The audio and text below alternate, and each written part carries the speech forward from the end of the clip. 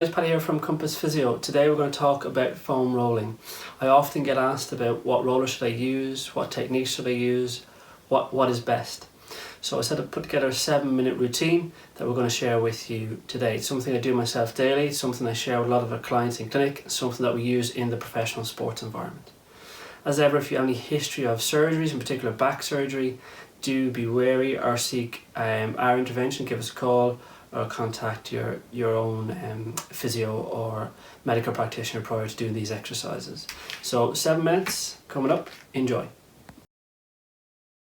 Hi guys, Paddy here from Compass Physio. Today we're going to go through our 7-minute foam rolling routine. First things first, decide what kind of roller you're going to use. A lot of people start with this kind of smooth roller. Width wise, it doesn't truly matter. Obviously you can go for the longer roller or you can go one that's about half that width. What we tend to get most people doing, you get ones with ridges, which are quite firm and quite tough if you really want to get into those knots of tissue. I recommend you go with something like this, something that's slightly ribbed. There is a little bit of give, but it's not too uncomfortable to start. We know with foam rolling, it is going to be a bit uncomfortable on the muscles for the first few days that you're doing it. And quite often what we recommend is you need to work through that little bit of discomfort and the tissues will start to ease out. So we're going to go through our 7-minute routine. We're going to start with the calves. We're going to work on the right calf first. And we can start with 2 calves rolling up and down. I'm going to focus on the right one to add a little bit more pressure. So we're going to bring the left foot over the right. I'm going to work our way up and down the middle. We're going to stay away from the Achilles, which is the stringy bit down the bottom. I'm going to stay away from the back of the knee all the way up the top. We're going to spend 5 or 6 rolls along the middle, and then we're going to work our way towards the inside. 5 or 6 rolls up and down, and then towards the outside, avoiding the bony bit at the back. We'll repeat the same sequence, this time with our toes pointing down. So on the right foot we're going to point our toes down and that'll get deeper into the muscle. And repeat the sequence with our toes pointing up. 5 or 6 repetitions on that. That'll really get deep into those tissues. So we'll swap over, left leg again. Rolling up and down. Really trying to find where those knots are, where that tightness is, where those adhesions are in those tissues. And everyone's different. A lot of people find tightness on the outside of the foot. Toes down in particular, and you'll do a lot of running, and you get footballers that really find that, and then toes up. Really, all we're trying to think about doing is trying to iron out those knots in those tissues. Okay, great. So now we're going to move on to our hamstrings. Start with the right side, left over right, just to get a little bit more pressure. Hamstring is a big fleshy muscle, and there's a lot of muscle between where we're pressing on the roller and the bone, so you won't feel as much with the hamstring compared to some of the other muscles that we're going to work on. Again, work your way along the middle, right up towards the glute, the bottom muscle there, and down towards the knee but not onto the knee joint. Work 2 or 3 repetitions on the inside and then 2 or 3 repetitions towards the outside. We'll swap over, same again, and you might start to notice a difference side to side. I myself have a couple of previous injuries on my hamstrings, so you might feel some adhesions or scar tissue in there that you want to work out and work into. If you find an area that you particularly find uncomfortable, you can slow right down and dig into that area a little bit more. Okay, you will feel discomfort. Discomfort 3 to 4 out of 10 is the kind of threshold that we use to advise you can work into. Next we're going to work on the outside of the muscle, so the ITB, the iliotibial band, the outside runs from the top of the hip all the way down to the knee.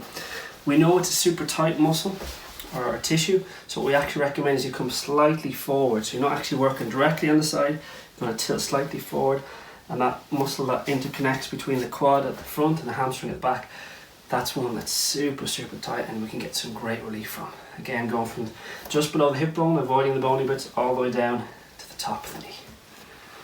Okay, you might find an area is particularly tight, you slow down and work into that area. Okay, great. Let's swap sides. Again, you might even notice a difference side to side. Start off in your ITB, that will always be a little bit uncomfortable, and then rock the top hip forward, hip over hip. Okay.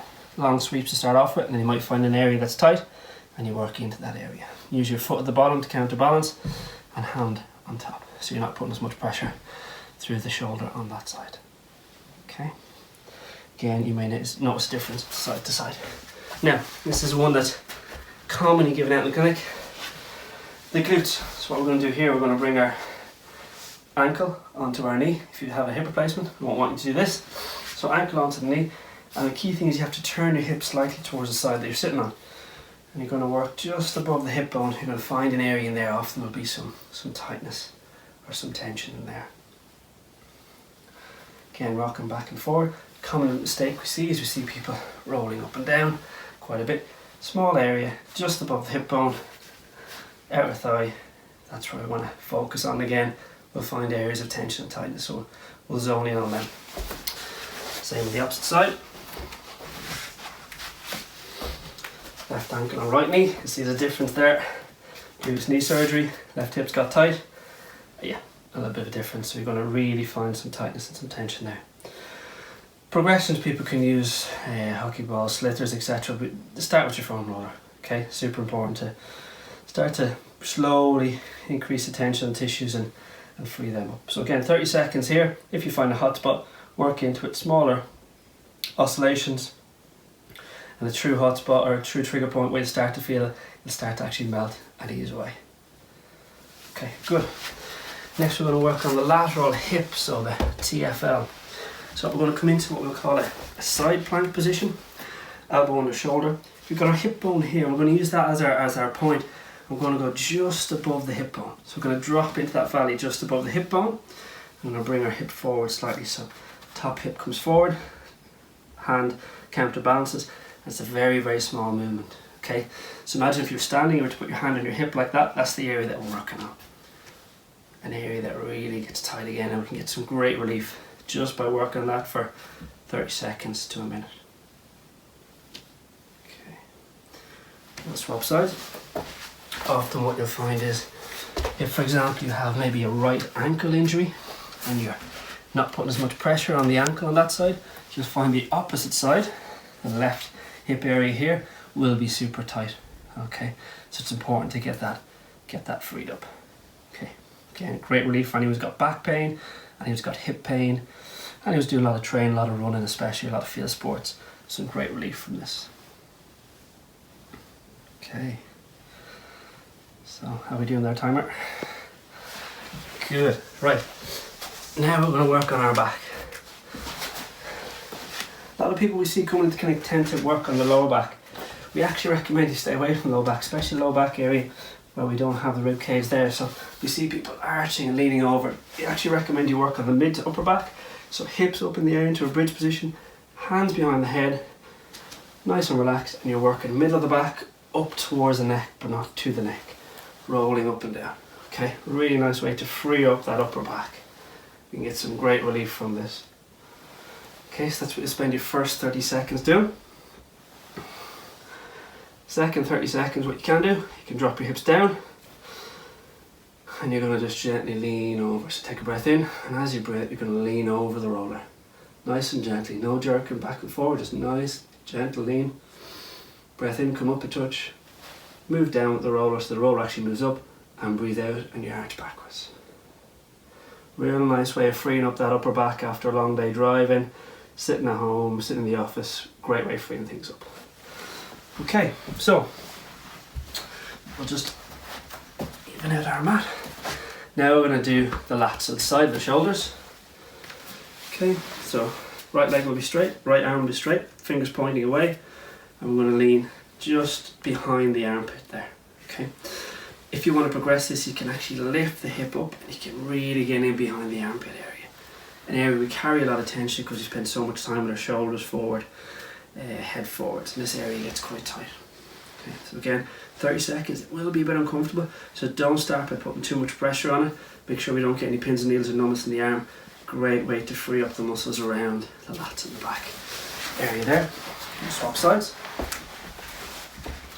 Again, you might notice difference side to side based on dominance and what you do. So for me, right hand dominant, left was uncomfortable, left side there isn't as much here. Okay, so I'm not really feeling as much there. We roll up and down again till we find a hot spot and we lean on that 10 to 15 seconds. Feel that hot spot at that tender area start to melt away. Okay, so that's a kind of 7-minute run through. Other pointers that I'd add in is that do the 7 minutes for the first 2 or 3 days, and then what you'll start to identify is the areas that you feel are particularly tight and zone in on them. So maybe you'll bump it up 10 minutes and you have 3 areas they said, oh, they were particularly tight. Come back, spend a minute on them. As ever guys, any questions, do reach out to us. We're here to help.